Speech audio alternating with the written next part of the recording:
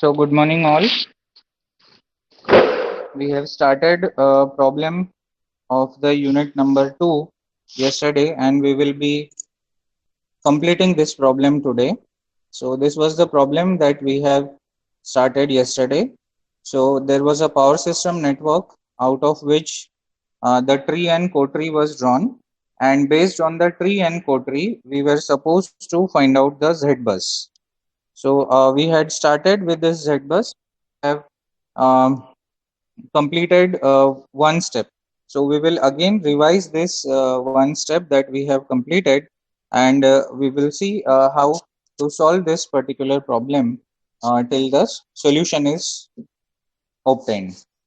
So we have yesterday said that whenever we solve the problems related to the Z-bus formation with the help of algorithm. So this technique name is called as the algorithm technique. Why do we call the name of this technique as algorithm technique? Because here in this case, we are going to get the solution based on the steps. We are going to solve the steps one by one, and at the end of the last step we will be getting the solution. So how to get the solution, what should be the number of steps, that all or everything is given here.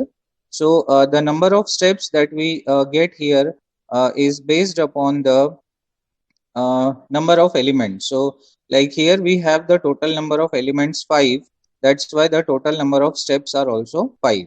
So at the end of the fifth step we are going to get the solution, and we have to solve the problem according to this particular Z bus, as we have the total number of physical buses, that is 3, that is 1, 2 and 3. So this Z bus that we will get will be of 3 by 3 matrix.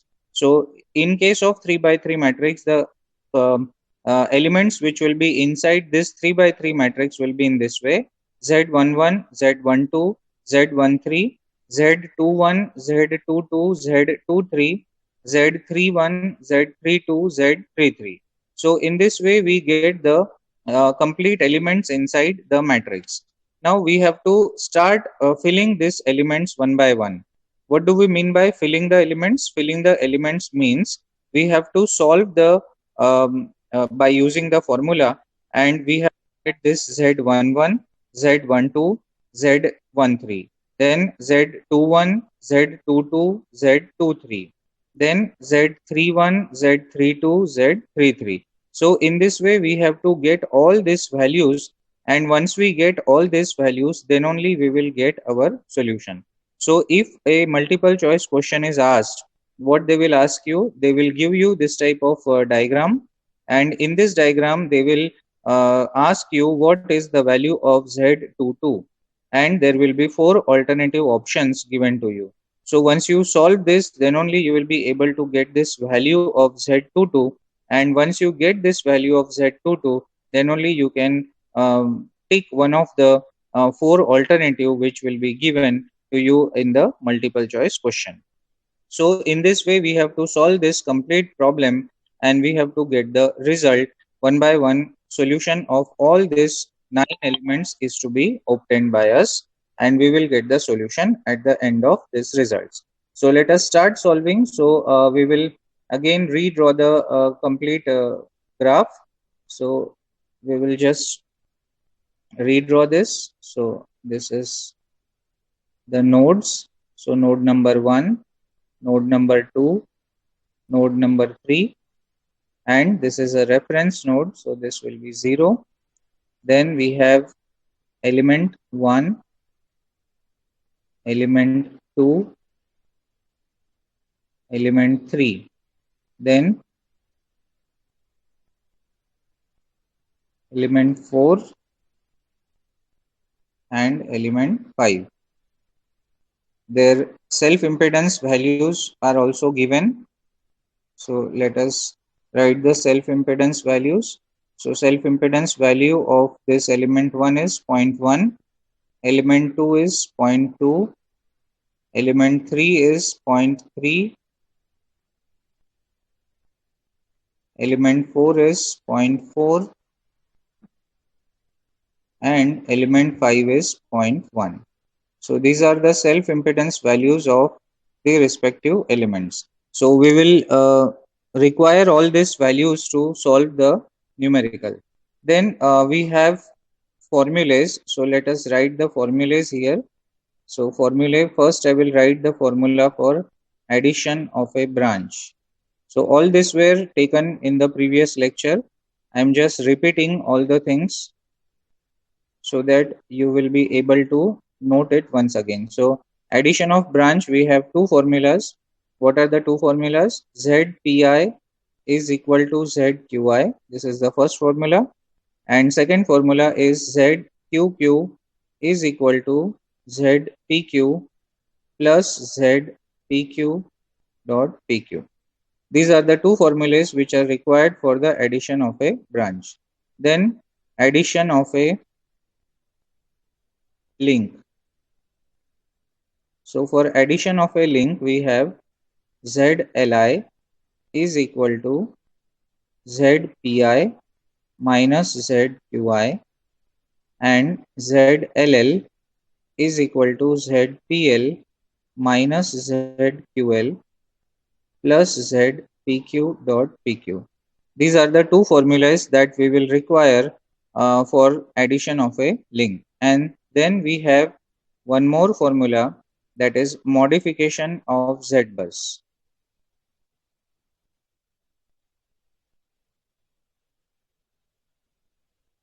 So here we have a set of formula like Zij new is equal to Zji old minus ZIL multiplied by ZJL upon ZLL.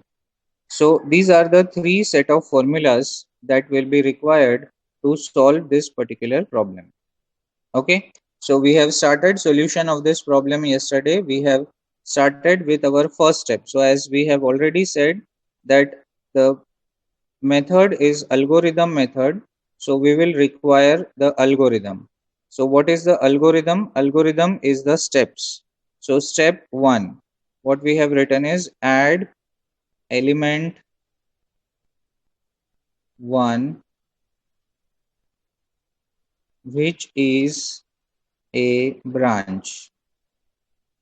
So in order to check whether your element 1 is branch or link, you have to go to the diagram. So check here in the diagram.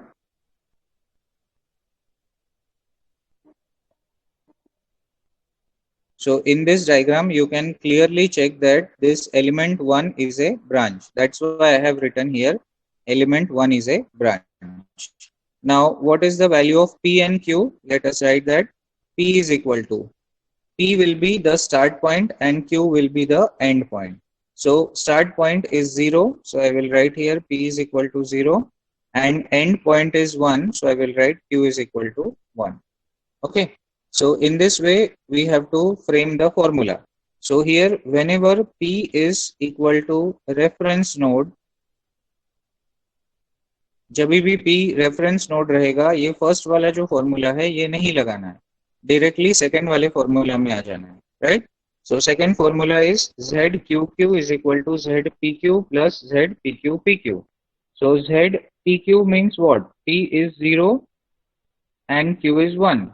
So ZQQ means Z11 is equal to ZPQ plus ZQ dot PQ. Okay. So in this way we have to write, and जब भी ये 0 से कोई भी चीज start होगा इसका value 0 रहेगा. Plus 0101 के लिए what you have to do is you have to go to this particular diagram and check what is the value of this 0.1. So 0101 means 01 and 01 self impedance. So self impedance it's given as 0.1. So we have to write here 0.1. And in this way we will get the value of Z11 as 0.1. So at the end of this first, what we have to write is, at the end of first step, our Z bus will look like this.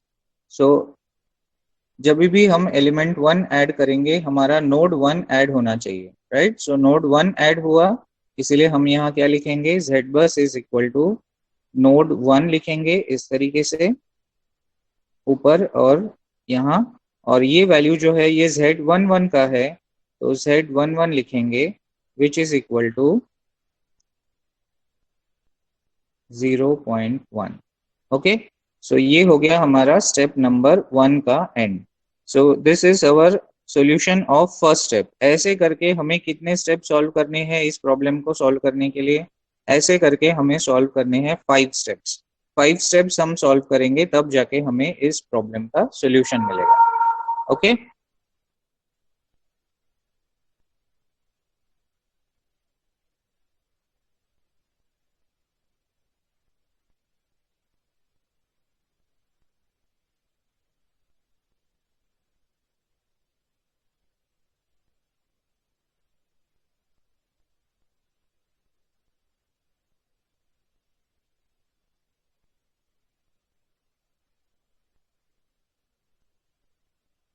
Okay, सो अब जैसे हमने step 1 किया ऐसे ही हमें क्या करना है step 2। So let us right step 2। फिर से क्या लिखेंगे हम, सेम स्टेटमेंट, ऐड एलिमेंट। अब स्टेप 2 में कौन सा एलिमेंट ऐड होगा, एलिमेंट 2। ऐसे करके हर स्टेप में नया एलिमेंट ऐड होते जाएगा। स्टेप 3 में थर्ड एलिमेंट ऐड होगा, स्टेप 4 में फोर्थ एलिमेंट ऐड होगा, स्टेप 5 में फिफ्थ एलिमेंट ऐड होगा। ऐसे करके हमें सारे एलिमेंट्स को ऐड करना है और at the end of last element हमारा रिजल्ट मिलना है। Okay, so add element 2 again which is ए,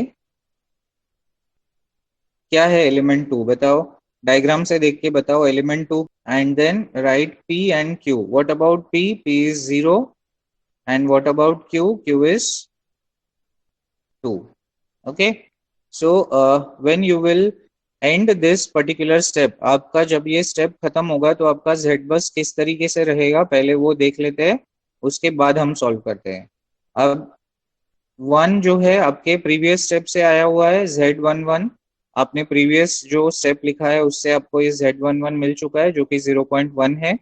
अब जब आप ये स्टेप ऐड करोगे तो आपका कौन सा एलिमेंट ऐड हो रहा है, 2, और 2 ऐड हो रहा है तो कौन सा नोड ऐड हो रहा है, नोड नंबर 2।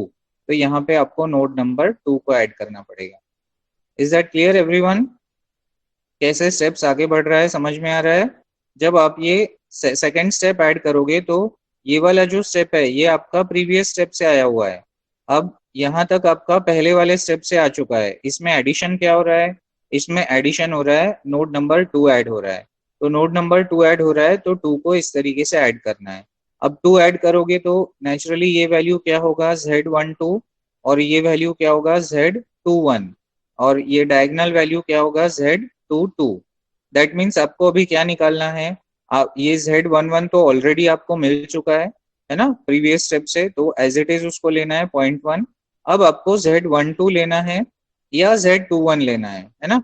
Z12 मिला तो 21 मिल जाएगा, 21 मिला तो 12 मिल जाएगा, क्योंकि ये दोनों की वैल्यूज सेम होती है। और ये डायगोनल टर्म जो है Z22, ये मतलब ले देके आपको दो वैल्यूज निकालनी है। ठीक है, इसके लिए आपके पास ये ब्रांच के एडिशन का फॉर्मूला अवेलेबल है ना। ब्रांच के एडिशन का फॉर्मूला क्या है, ब्रांच के एडिशन का फॉर्मूला है ZPI is equal to ZQI, और ZQQ is equal to ZPQ plus ZPQ dot PQ। ठीक है, फॉर्मूला ब्रांच के एडिशन का, तो ये फॉर्मूला हमने लगाना है ब्रांच के एडिशन के लिए, और ये फॉर्मूला लगा के हमें सॉल्यूशन निकालना है। अब हमने इसके पहले वाले स्टेप में भी क्या बताया, जब भी P रेफरेंस नोड रहेगा तब हमें फर्स्ट वाला जो फॉर्मूला है वो नहीं लगाना है, बराबर। तो अभी फिर से चेक करो P रेफरेंस नोड है क्या, is the P reference node for step 2। Step 2 के लिए फिर से P जो है रेफरेंस नोड है क्या, चेक करो और रिप्लाई करो चैट बॉक्स पे, whether P is reference node और not in case of step 2 also. यहाँ हमने ऑलरेडी लिखा हुआ है, देखो P इज इक्वल टू 0 और Q equal to 2, that means P क्या हुआ, दैट मीन्स P हुआ रेफरेंस नोड, बराबर। तो P अगर रेफरेंस नोड हुआ तो हम ये फर्स्ट फॉर्मूला लगाएंगे क्या? फर्स्ट फॉर्मूला हम नहीं लगाएंगे। तो कौन सा फॉर्मूला लगाएंगे? हम लगाएंगे सेकंड फॉर्मूला। सेकंड फॉर्मूला क्या है? Z Q Q is equal to Z P Q plus P Q P Q, है ना? तो हमारा सेकंड फॉर्मूला कैसे बन रहा है देखो। सेकंड फॉर्मूला बन रहा है जेड क्यू क्यू, क्यू क्या है? टू। तो Z two two is equal to Z zero two plus Z zero two dot zero two. अब हमने पहले ही बताया कि जीरो से ओरिजिनेट होने वाली सारी चीजें जीरो होती है। तो ये जेड जीरो टू के बदले में हमें क्या लिखना पड़ेगा? Zero plus zero two dot zero two, मतलब जीरो और टू के बीच में ये जो सेल्फ इम्पिडेंस वैल्यू दिया हुआ है ये। तो ये सेल्फ इम्पिडेंस की वैल्यू क्या है? ये सेल्फ इम्पिडेंस की वैल्यू है 0.2। दैट मीन्स हमें यहाँ से Z22 क्या मिल रहा है?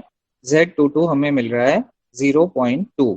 और Z22 अगर 0.2 मिल गया तो ये वैल्यू हमने यहाँ पे इंसर्ट कर देनी है और इस स्टेप के एंड में जो Z बस मिल रहा है वो लिख लेना है। तो यहाँ पर हम लिखेंगे देयरफॉर Z बस इज इक्वल टू 1 2 1 2। अब Z11 हमें पहले वाले स्टेप से 0.1 मिल चुका था तो वो लिखेंगे, और यहाँ से हमें Z22 मिला है 0.2। What about this to values? ये दो वैल्यूज तो है ही नहीं क्योंकि हमने ये फर्स्ट फॉर्मूला लगाया ही नहीं। तो ये दो वैल्यूज हमें मिले ही नहीं, इसीलिए ये दो वैल्यूज हमने क्या करने हैं? जीरो पुट करना है। Okay, so this is the solution of Z बस at the end of step number 2। समझ में आया सबको स्टेप नंबर 2? समझ में आया क्या सबको step number 2? Is it clear? Step number 2 is okay everyone? मैंने स्टार्ट करते समय ही बताया कि आप लोगों को डेली लेक्चर्स करने पड़ेंगे। एक दिन करोगे एक दिन नहीं करोगे, या स्टार्टिंग के लेक्चर्स मिस करोगे तो कुछ भी पल्ले पड़ना नहीं है ना? तो फिर भी बहुत सारे स्टूडेंट्स ज्वाइन नहीं कर रहे हैं, बाद में फिर बोलेंगे कि समझा नहीं। समझा नहीं तो क्लास अटेंड करने कौन मना कर रहा है?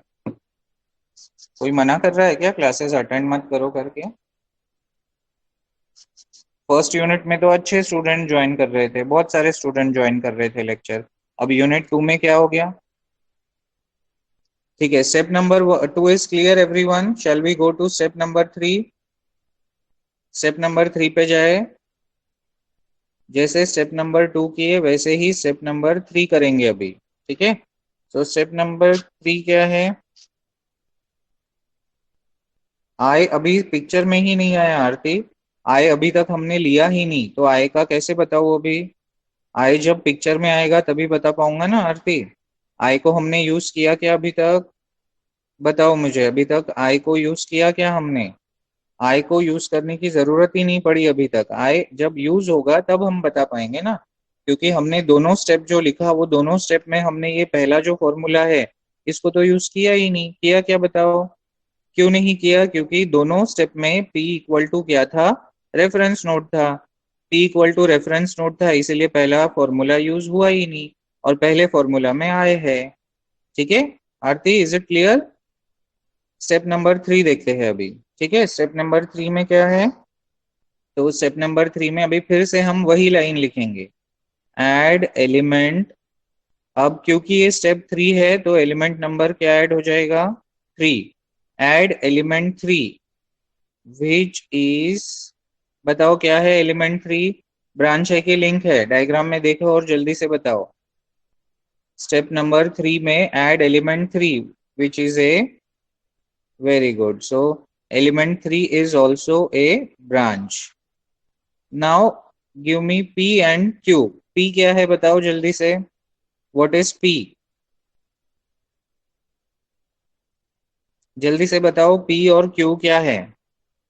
What is P and what is Q? Okay, P is 2, very good. What about Q? What is Q? 3. So P is 2 and Q is 3. अब मुझे बताओ P जो है रेफरेंस नोड है क्या? P देखो क्या है? P 2 है।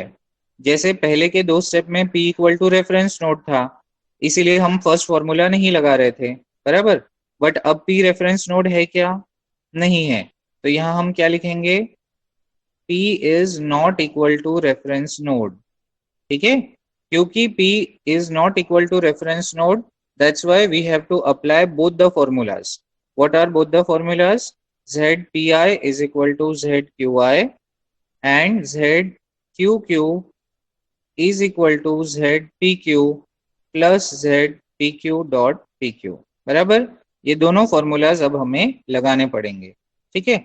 बट ये दोनों फॉर्मूलाज लगाने के पहले let us see what will be the Z बस आर्किटेक्चर या Z बस कैसे दिखेगा। सबसे पहले तो हम वो चेक कर लेते हैं। अब क्योंकि ये स्टेप 3 है तो Z बस में एक और नोड ऐड हो जाएगा, है ना। पहले स्टेप में 1 ऐड हुआ, दूसरे स्टेप में 2 ऐड हुआ, अब तीसरे स्टेप में कौन ऐड हो रहा है चेक करो।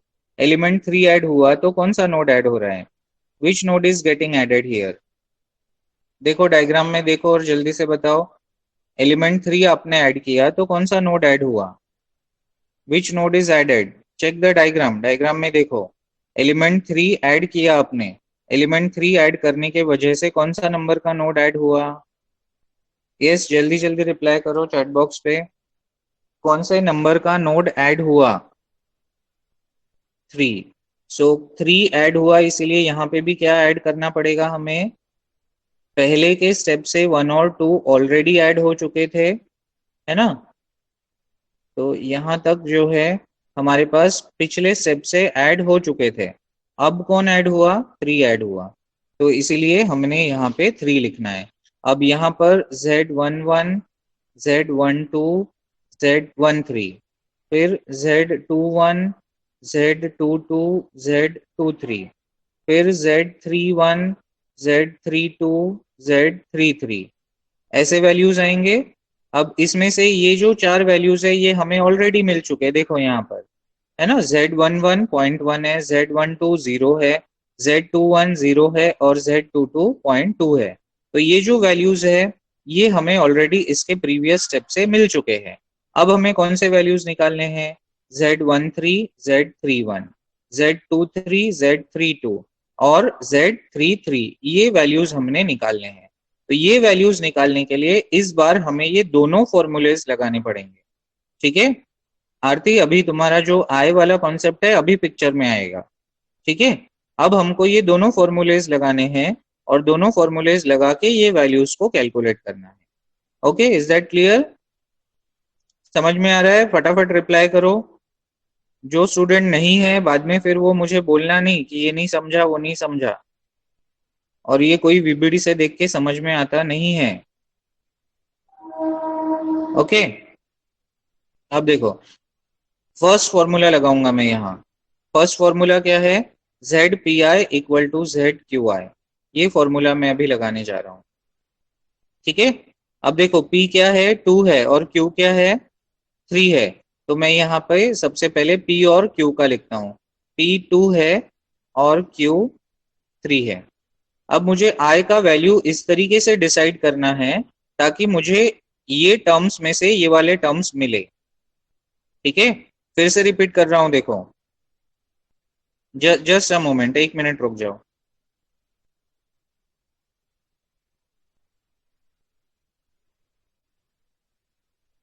Okay, so here I is a variable, समझ में आ रहा है सभी को। I क्या है, I is a variable which can be changed as per our requirement.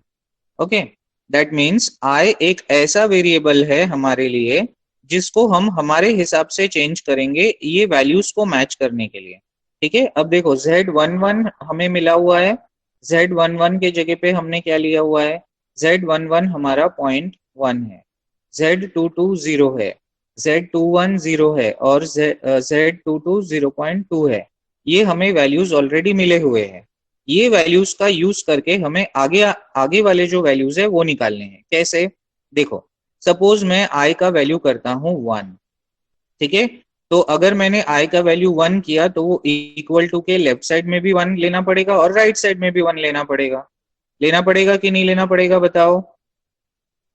अगर मैंने I का वैल्यू 1 चूज किया, सपोज मैंने क्या बताया पहले कि I is a variable which can be changed as per our requirement. I का जो वैल्यू है उसको 1 भी रख सकते हो, 2 भी रख सकते हो, 3 भी रख सकते हो, 4 भी रख सकते हो, 10 भी रख सकते हो, 100 भी रख सकते हो। डिपेंड करेगा कि हमको रिक्वायरमेंट क्या है इस प्रॉब्लम के लिए। Is that clear everyone? Aarti अब समझ में आ रहा है आई का वैल्यू कैसे बदलेगा? इज इट क्लियर आरती?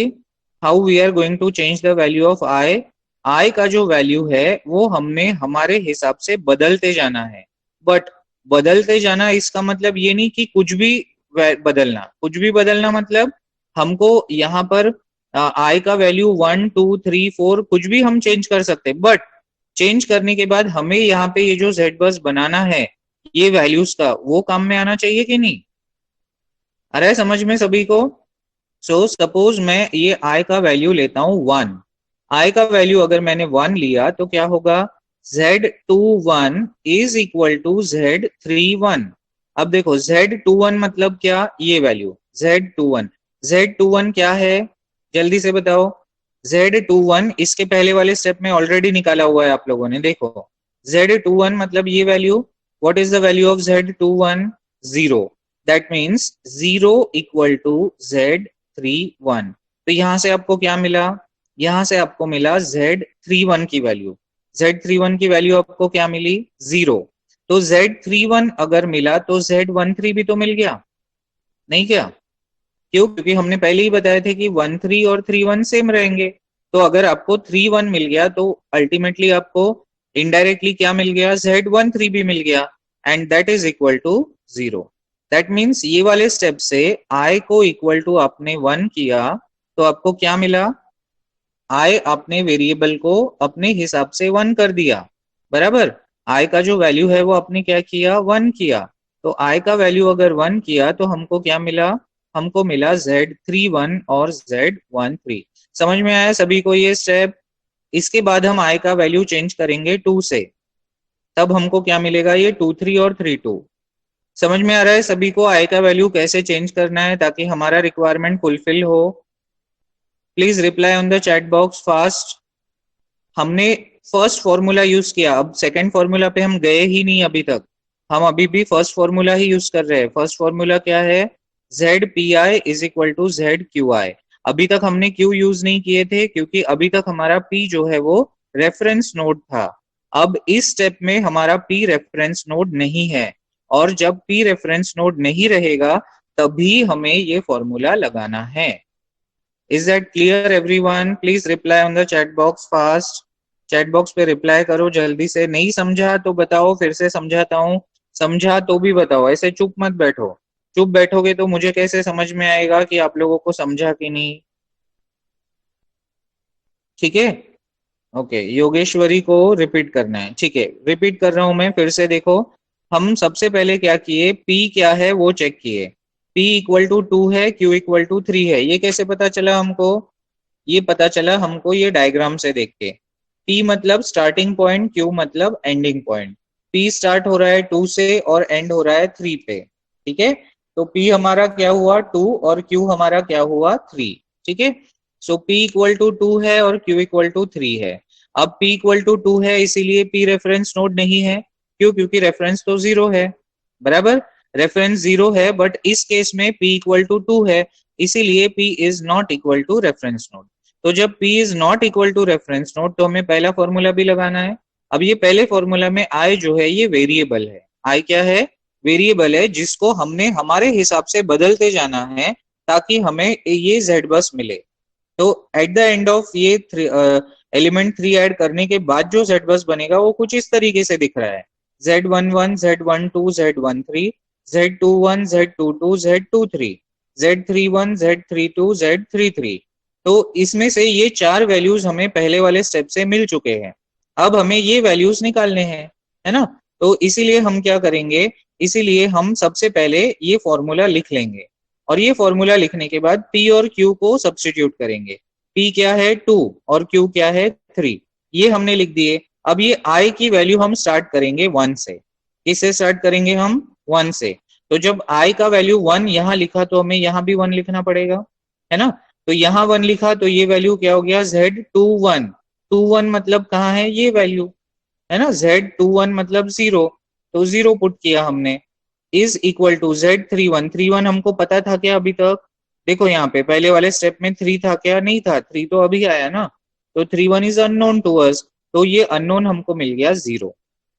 ठीक है। और क्योंकि 3 1 मिला तो 1 3 भी मिल गया, और क्योंकि 3 1 0 है तो 1 3 भी 0 है। अब समझ में आया योगेश्वरी? योगेश्वरी अब समझ में आया क्या? एनीवन एल्स, किसी और को कुछ डाउट है इससे related? Any other student who is having doubt related to this step?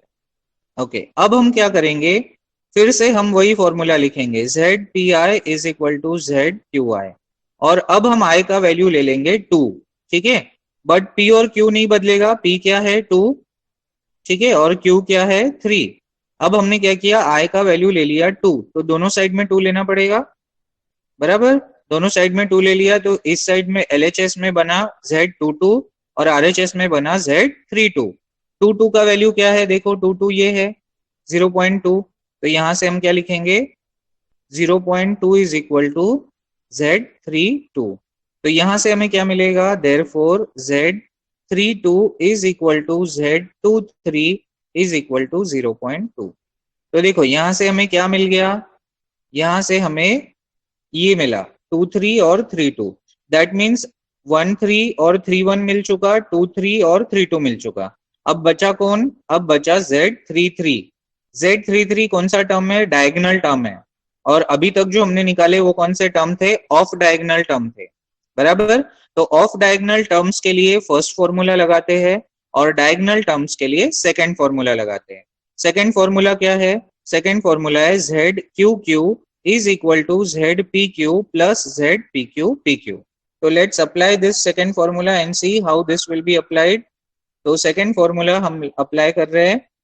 second formula क्या है, ZQQ is equal to ZPQ plus ZPQ dot PQ.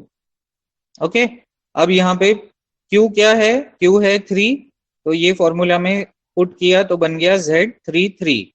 और PQ क्या है, P क्या है, P है 2, तो ये बन डाल दिया 2, और यहाँ हमने इंसर्ट कर दिया 3, तो this become Z23। Here this become Z23.23, ठीक है। अब देखो 2 3 क्या है, 2 3 आपने अभी निकाला है, चेक करो पहले वाले स्टेप से, पहले वाले स्टेप से आपने 2 3 निकाला है, 2 3 की वैल्यू क्या आई थी पहले वाले स्टेप से, 0.2, तो यहाँ हम लिखेंगे 0.2 प्लस 2 3 2 3 2 3 2 3 मतलब क्या, 2 और 3 के बीच में जो सेल्फ इम्पिडेंस है वो, तो 2 और 3 के बीच में सेल्फ इम्पिडेंस क्या है, डायग्राम में चेक करो 0.3, तो यहाँ पर हम क्या लिखेंगे 0.3, तो यहाँ से हमें क्या मिलेगा, 0.2 प्लस 0.3 इज 0.5। तो इस स्टेप से हमें क्या मिला, Z33 इज इक्वल टू 0.5। अब हमें सारे टर्म्स मिल गए जेड बस बनाने के लिए, तो at the end of this Z bus will be equal to 1 2 3,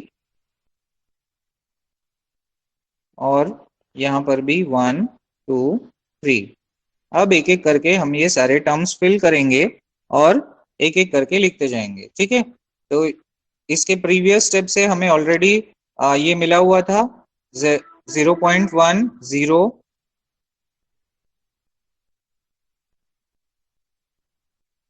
ये ऑलरेडी हमें मिल चुका था, बराबर।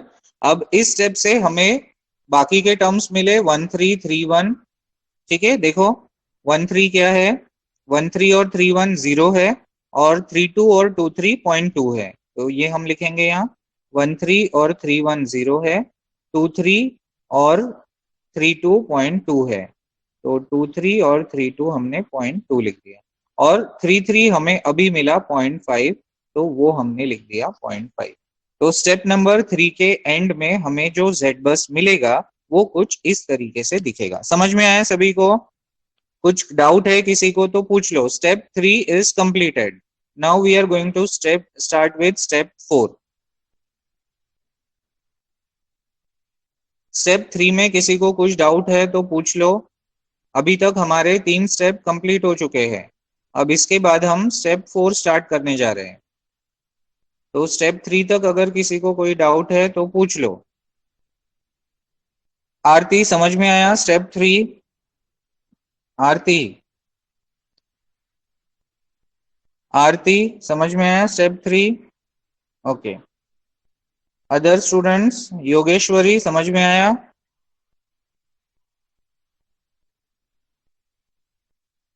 Okay, so now start, let us start with step 4। हमने पहले ही बताया जितने एलिमेंट्स रहेंगे उतने स्टेप्स हमें लिखने हैं।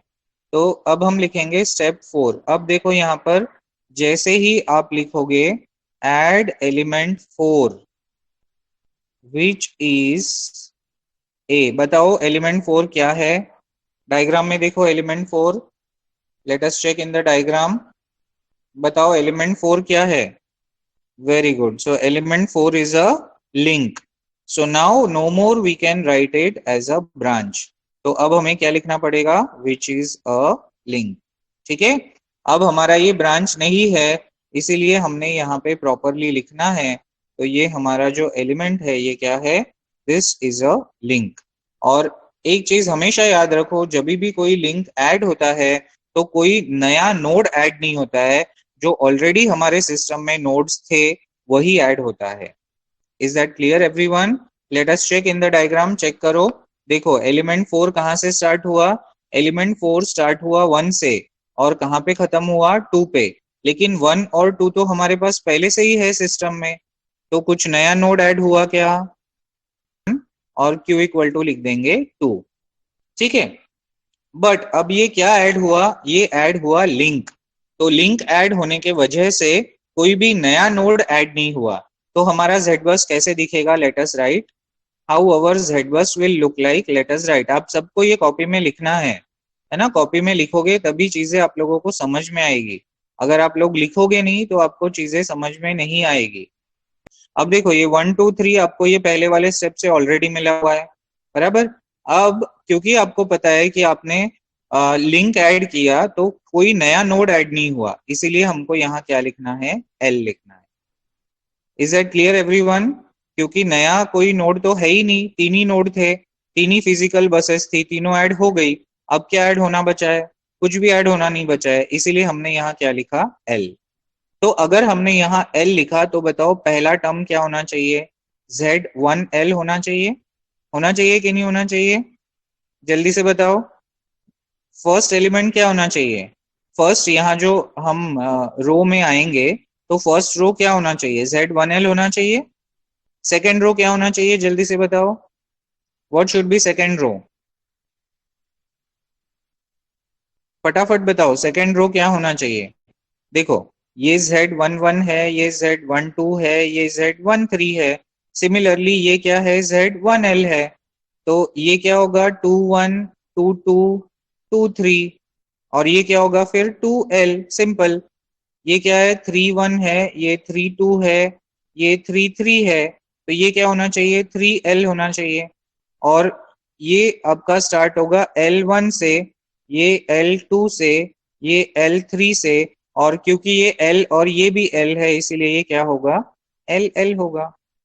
Is that clear? सबको समझ में आया क्या किया मैंने? मैंने ये मैट्रिक्स के नोमेनक्लेचर लिखे, दैट्स इट, और कुछ भी नहीं किए मैंने, जिसमें से ये सारे टर्म्स आपको पता है। ये सारे टर्म्स क्या है?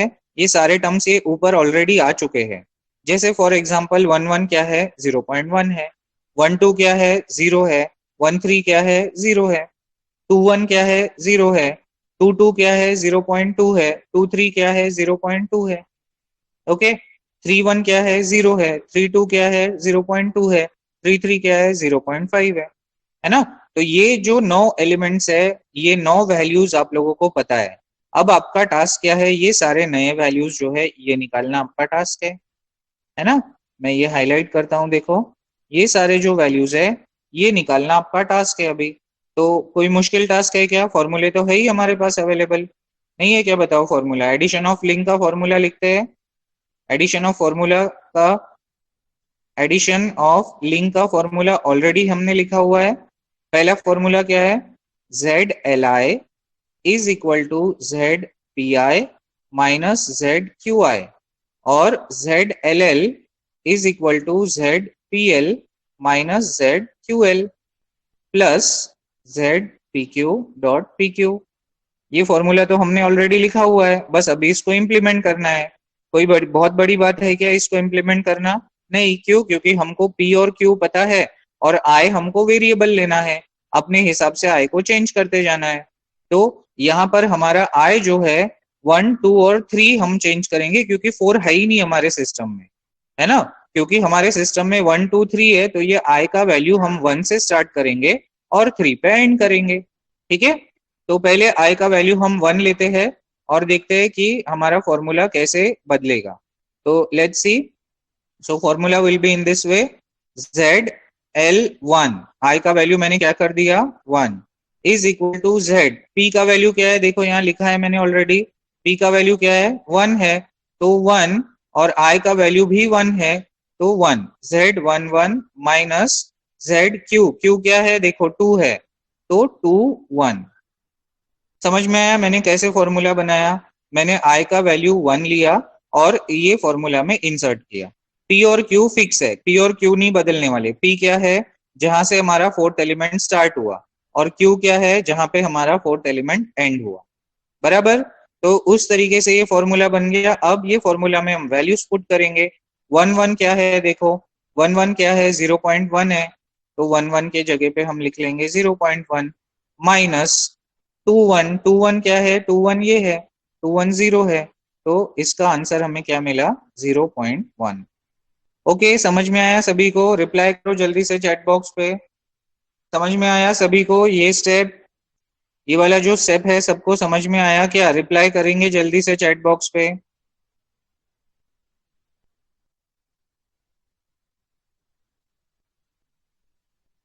Yes, I want reply fast.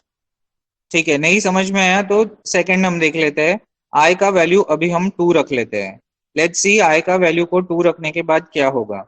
सो आई का वैल्यू अगर 2 करते हैं तो फॉर्मूला कैसे बदलेगा देखो, L2 हो जाएगा अभी, सेम फॉर्मूला, यही फॉर्मूला। ये फॉर्मूला कब तक चलाना है हमको, जब तक ये सारे टर्म्स हमको नहीं मिल जाते, और LL के लिए तो अलग फॉर्मूला है ही, है ना। तो next formula will be L2 is equal to Z।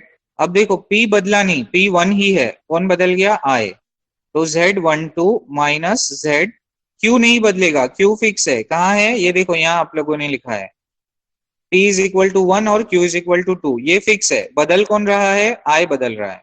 ठीक है, सो I को अपने 2 लिया तो ये फॉर्मूला ऐसे बन गया। 1 2 देखो फिर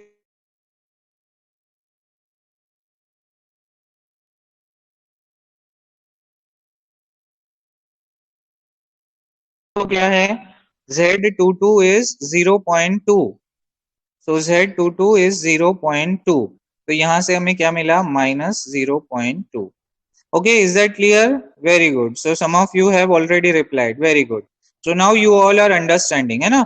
एकदम से पहले चांस में हमें नहीं समझ में आता है, हमें करते करते हमें चीजें समझ में आती है ना। तो हमने फर्स्ट स्टेप में I इक्वल टू 1 लिया, सेकेंड स्टेप में I इक्वल टू 2 लिया, थर्ड स्टेप में I इक्वल टू 3 लेंगे, तो हमें क्या मिलेगा, let's see, ZL3 is equal to Z13 minus Z23। देखो P और Q का वैल्यू नहीं बदला, देखो 1 1 1 2 2 2 बराबर।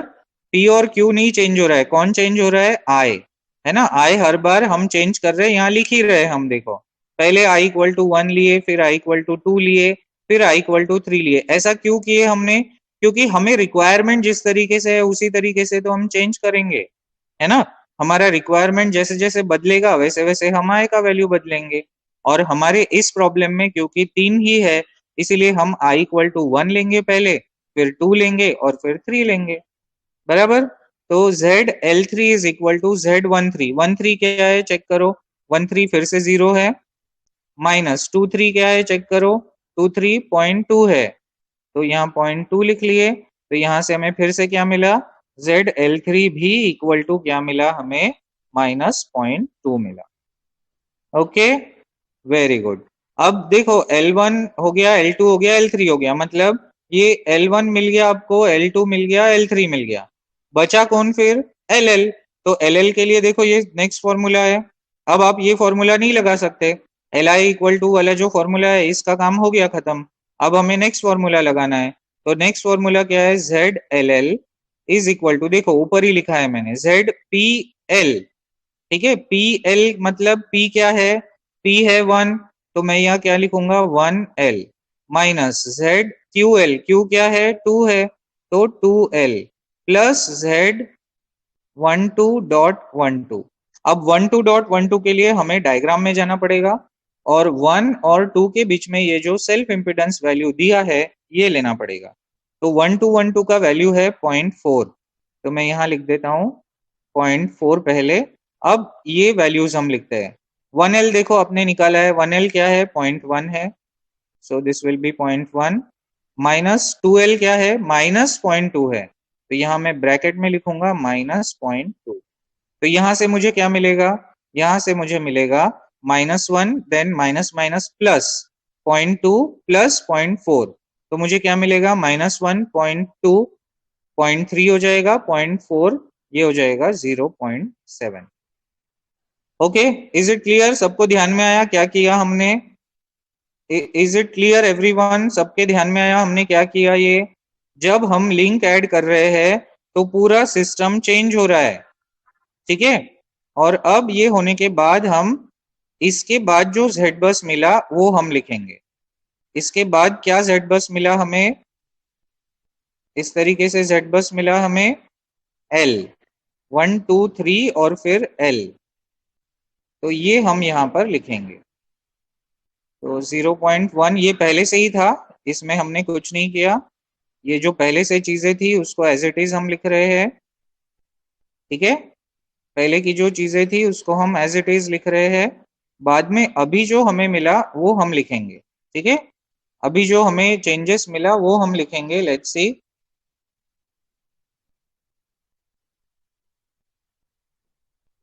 यहाँ तक के जो वैल्यूज है वो हमें पहले से मिल चुके थे।